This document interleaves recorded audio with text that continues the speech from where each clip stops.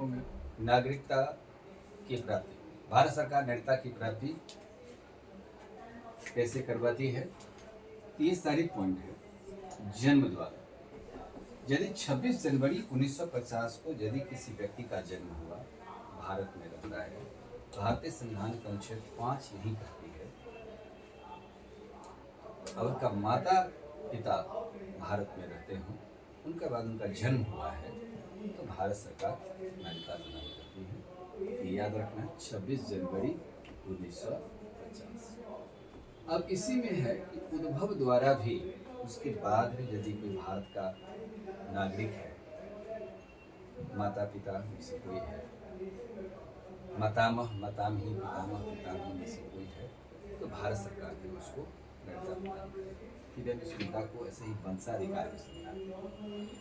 वंशाधिकार का मतलब भारतीय माता पिता, पितामह पितामही, मातामह मातामही में से किसी एक का जन्म भारत में, और यही हमारी वंश की पहचान देती है, मातृपक्ष से भी और पितृपक्ष से भी। तो इस प्रकार से उस वंशाधिकार का आधार पर भारत का नागरिकता प्राप्त की जाती है। यदि कोई भारत का कोई नागरिक विदेश में रहता है तो आना चाहता है, तो भारत सरकार ने कम बैक टू प्रिविलेज किया, तो वंशाधिकार के आधार पर उसको नागरिकता प्राप्ति हो जाती है। पंजीकरण रजिस्ट्रेशन के द्वारा नागरिकता प्राप्त होती है। जैसे कोई भी व्यक्ति भारत में पंजीकरण करना चाहता है, तो कम से कम भारत में आपको 7 वर्ष रहना पड़ेगा। लेकिन नागरिकता अधिनियम 1955 जब बनाया गया था, उसमें 5 वर्ष था, जिसे बढ़ाया गया 7 वर्ष आपको लगातार भारत में रहने का प्रमाण पत्र देना पड़ेगा। उसके बाद आप 6 महीना में आप आवेदन दे सकते हैं। लेकिन 6 महीने की अवधि में जब नागरिकता आवेदन दे रहे हैं, तो आप वतन नहीं गए, दूसरा अपने देश आप नहीं गए। भारत सरकार इस पंजीकरण के आधार पर रजिस्ट्रेशन करा सकती है। देशीकरण में आता है कि भारत के अष्टम अनुसूची में यदि कोई एक भाषा को आप समझते हैं, बोलते हैं, लिखते हैं, तो देशीकरण होगी, तो देशीकरण आपकी नागरिकता दिया जाएगा। भारत सरकार के किसी भी संस्थान में आप 4 वर्ष लगातार योगदान दे रहे हैं, 7 वर्ष जब पूरा हो जाता है, तो आप नागरिकता का आवेदन दे सकते हैं। इस बीच में आप विदेश नहीं गए। किसी प्रदेश का सम्मिलन हो जाता है, किसी प्रदेश का सम्मिलन यदि हो जाए, तो भारत सरकार उसको नागरिकता प्रदान कर सकती है।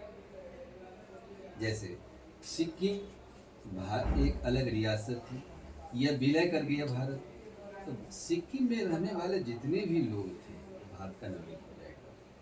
ये सम्मिलन किसी प्रदेश को मिलाने पर भी भारत का नागरिक बन सकता है। इसमें कुछ शर्त है कि परित्याग भी होता है। परित्याग होता है कि यदि आप नागरिकता को छोड़ दिए, त्याग कर दिए, तो दूसरा देश नागरिकता को ग्रहण कर लिया, और पंजीकरण अधिकारी के समक्ष यह आपने क्लियर कर लिया कि मैं दूसरे देश के नागरिकता, भारत की नागरिकता को खत्म कर रहा हूँ, तो भारत सरकार समाप्तिकरण, भारत नागरिकता को समाप्त करके दूसरे देश नागरिकता ग्रहण कर समाप्तिकरण हो गया। वंचित करने, कुछ ऐसे मामले हैं जहाँ भारत सरकार उसे वंचित कर देती है नागरिकता से। जैसे युद्ध के समय में दुश्मन देशों को सहायता पहुँचाते हैं, राष्ट्रद्रोह का मामला यदि याद आता है, तो आप इस स्थिति में आपको वंचित कर दी जाती है।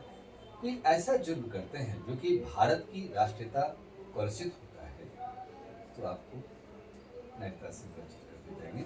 तो 3 आधार से नागरिकता वंचित किए जाते हैं, 5 आधार से नागरिकता की प्राप्ति होती है। यही स्थितियाँ हैं नागरिकता प्राप्त होने की।